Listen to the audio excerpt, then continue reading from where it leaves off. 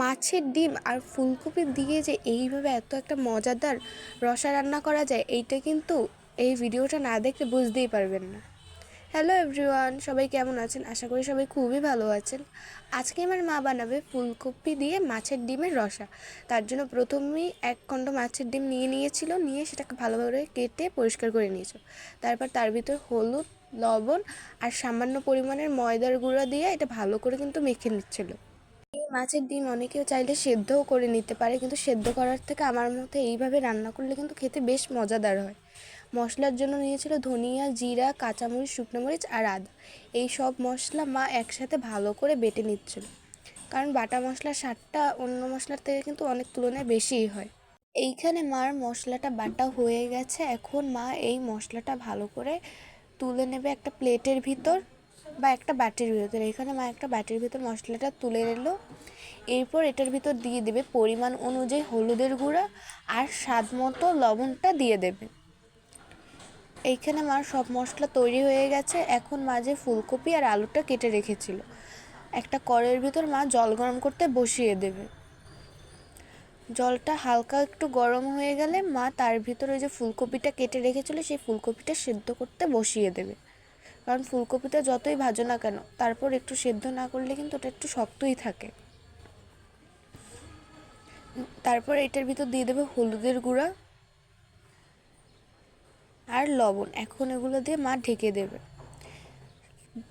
10 minute পর এই ঢাকনাটা খুললে কিন্তু দেখা যাচ্ছে যে ফুলকপিটা কিন্তু ভালো করে সেদ্ধ হয়ে গেছে। মা এটা একটা বাটির ভিতর তুলে নিয়েছিল। এখন ওই কড়াইয়ের ভিতরে মা আবার তেল গরম করতে বসিয়ে দেবে। এখন তেলটা গরম হয়ে গেলে পর মা আস্তে আস্তে করে মাছের ডিমগুলো দিয়ে দেবে। আর এইভাবে মাছের ডিমটা ভাজলে কিন্তু গায়ে তেল ছিটবে না। তো এইভাবে করে মা আস্তে আস্তে সব মাছের ডিমগুলো ভালো করে ভেজে নেবে। মাছের ডিমগুলো কিন্তু অবশ্যই লাল লাল করে একটু ভেজে নিয়েছিল মা, এখানে দেখতেই পাচ্ছেন। মা এপিট ওপিট করে আস্তে আস্তে করে মাছের ডিমগুলো ভেজে নিচ্ছিল। খুব সাবধানে উল্টে দিচ্ছিল যাতে মাছের ডিমটা ভেঙে না যায়।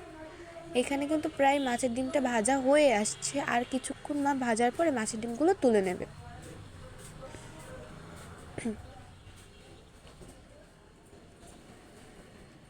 এখানে মার সব মাছের ডিমগুলো ভাজা হয়ে গেছে, দেখতেই পাচ্ছেন। এখন মা এগুলো একটা বাটির ভিতর তুলে নেবে। দেখতেই পাচ্ছেন মাছের ডিমগুলো কিন্তু দেখতে খুবই সুন্দর লাগছে।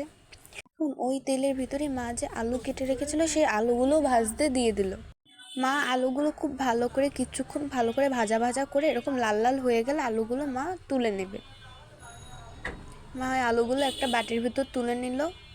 তারপর ওই আলু ভাজা তেলের ভিতরে কিন্তু যে ফুলকপিটা সেদ্ধ করে রেখেছিল মা সেইগুলো দিয়ে দেবে। ফুলকপিগুলো দিয়ে খুবই কম সময় মা ভালো করে ভেজে নেবে, কারণ বেশি ভাজলে ফুলকপিগুলো ভালো লাগবে না। যার কারণে মা খুবই অল্প একটু ভেজে তারপরে এই ফুলকপিগুলো তুলে নেবে। এখানে ফুলকপিটা ভাজা ভাজা হয়ে গেছে। এখন ফুলকপিটা একটা বাটির ভিতর মা তুলে নেবে, যে আলু ভাজা বাটির ভিতরে তুলে নিয়েছিল। আর যে মশলাটা বেটে রেখেছিল সেই মশলাটাই কিন্তু ওই ভাজা তেলের ভিতর দিয়েছিল, কিন্তু সেই ক্লিপটা আমার কাছ থেকে হারিয়ে গেছে বলে সেটা আমি দেখাতে পারলাম না।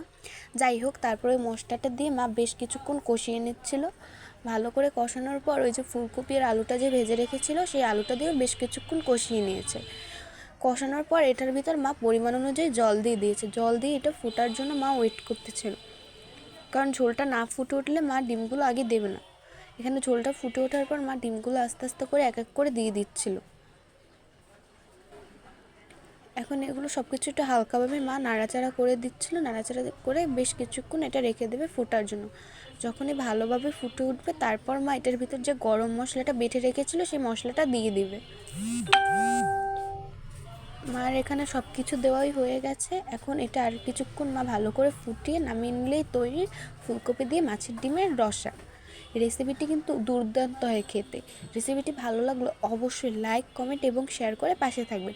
আর বাচ্চাদের এইভাবে একবার হলো মাছের ডিমটা রান্না করে দেবেন, দেখবেন আর কিছুই লাগে না, এটা দিয়ে চেটেপুটে ভাত খাচ্ছে।